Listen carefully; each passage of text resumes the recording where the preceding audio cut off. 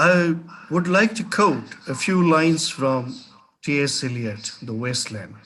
T.S. Eliot and his wife also suffered from. They were infected by a virus in 1918, and his poem The Wasteland, which also talks about the aftermath and effects of the World War. First, that there was an obsession with death. Death had undone so many. And he talks about two things: life in death and death in life, and the struggle for life as such. He says in his poem, I had not thought death had undone so many. Sighs short and infrequent were exhaled, and each man fixed his eyes before his feet.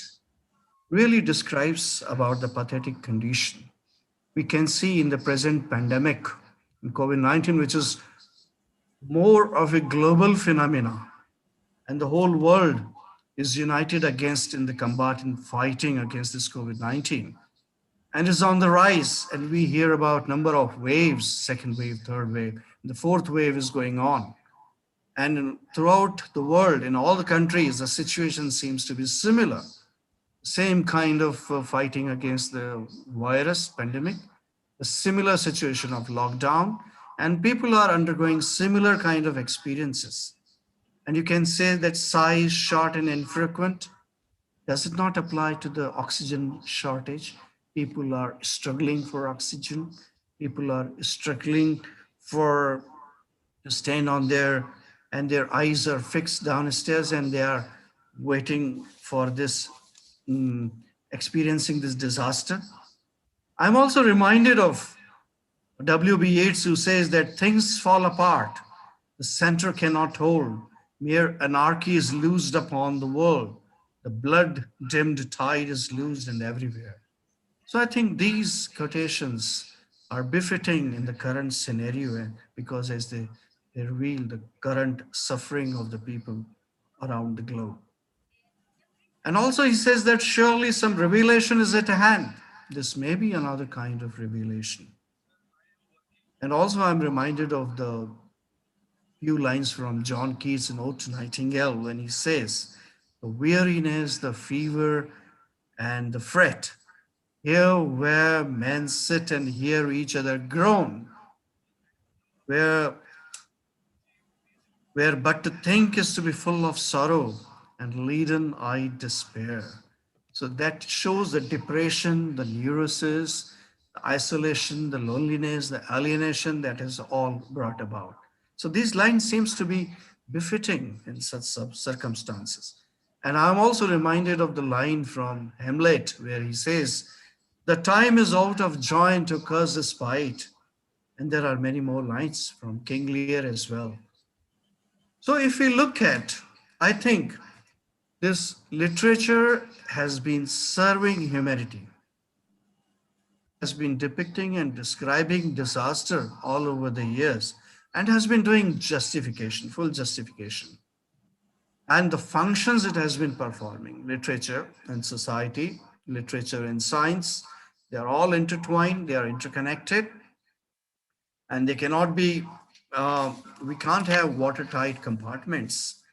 And they do influence each other, because literature is the only subject that deals with the emotions and feelings, and is the where the subject matter is the human beings. This is the only subject in literature where the subject matter is human beings, their feelings and emotions, and the sensibility and the refined sensibility.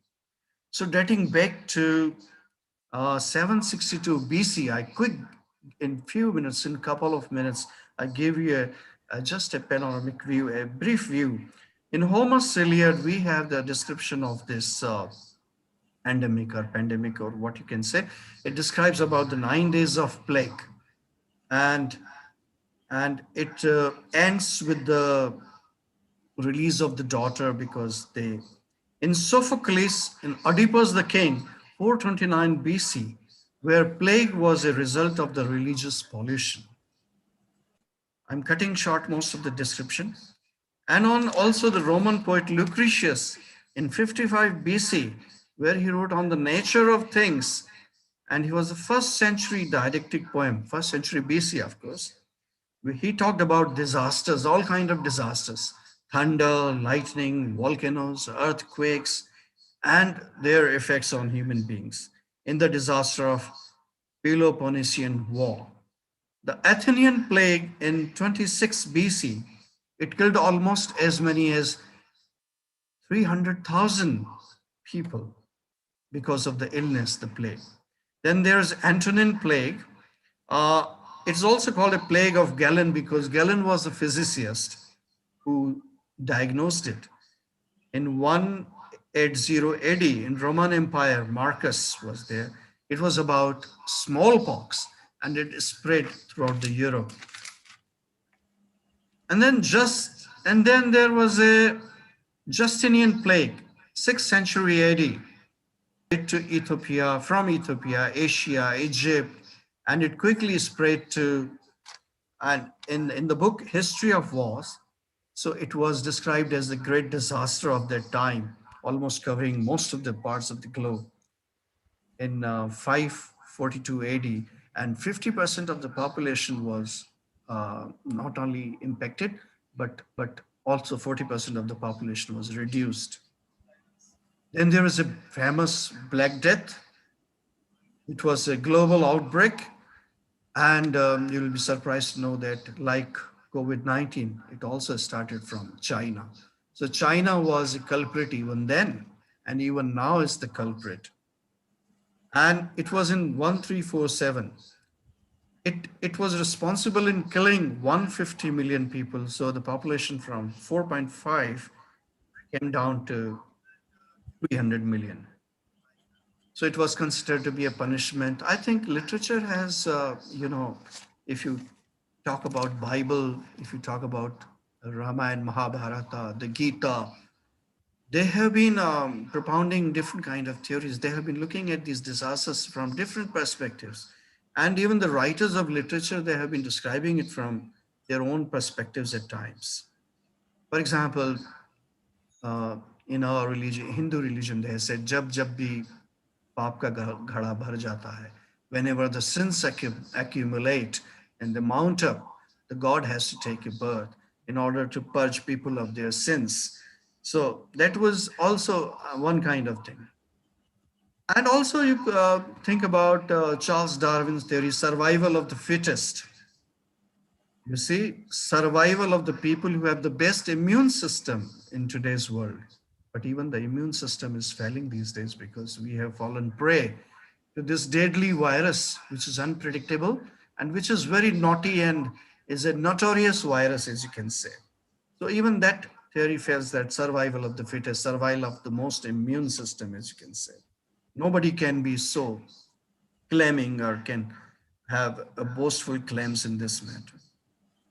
So in that case also the gap between the rich and poor had broken at that time.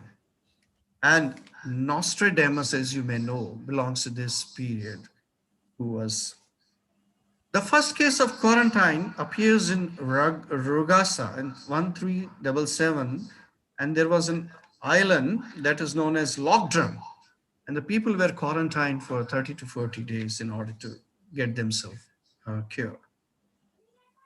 Black Death, Italian, Giovanni Boccaccio, 1313 to 1375 also. In the Decameron, he also describes in his work and connects this to the religious sort of things like even the own relatives, mother, father, brother, sibling, they abandoned or deserted their own kith and kin in order to save themselves from the deadly diseases. Italian poet Petrarch, 1304, I quote his lines: empty houses, derelict cities, ruined estates, fields strewn with cadavers, a horrible and vast solitude encompassing the whole world. This is the current scenario, as we can see, even nowadays. The world is experiencing or undergoing through. Chaucer and especially the Pardoner's Tale, where the plague has been described. And in the book of the Duchess in 1370, we have such descriptions of the plague. Thomas Nashe, the plague, Summers in his work, Summers' Last Will and Testament, I would like to quote a few lines. Rich men trust not in wealth. Rich men trust not in wealth. Gold cannot buy you health. Physic himself must fade. All things to end are made. These are the lines which are still true. So you can see even the people with the money, they are helpless. Money can't serve or cater to their needs in such a crisis of health and hygiene. So we can see that the plague will swift goes by, I am sick, I must die. These are the lines from him, famous line. In King Lear also, in Act 2, Scene 4, we can see that an embossed Corbin in my compared blood when he's talking to his daughter. And then Ben Johnson's The Alchemist is also in 1610. Daniel Defoe, of course, is very 1722, where he says in Journal of the Plague Year, and in London 1665. And then pandemic, one name is to be mentioned, Mary Shelley's The Lost Man, 1826. And then Edgar Allan Poe's story, The Masque of the Red Death. Jane Eyre's written by Charles Bronte. Some go home only to die, some die at school and are burned quickly. Means they are quickly disposed of. Charles Dickens, Bleak House, 1853, chapter 3 also. The Spanish influenza of 1918, death by flu. It also affected 50 million people. And as you can see, the World War first affected 8.5 million people. So the disasters of World War First and World War Second, they are in literature and has influenced the literature and the agonies and the suffering and the human suffering and all. Then Catherine Anne Porter's, and I quickly, uh, even if Westland is a record of sensory experiences of acute infection, as we can say. Interpretations are too many. Albert Camus, The Plague of 1947, that plague must be faced.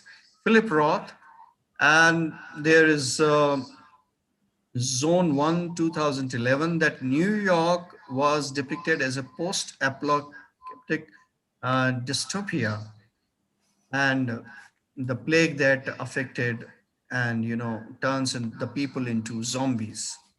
So coronavirus is also like that. For example, we might have seen a film where one character is touching the other and that's turned into a ghost and the whole population is turned into the ghosts. So is the case with that it is now becoming almost airborne where thousands of cases are, being discovered in the city. So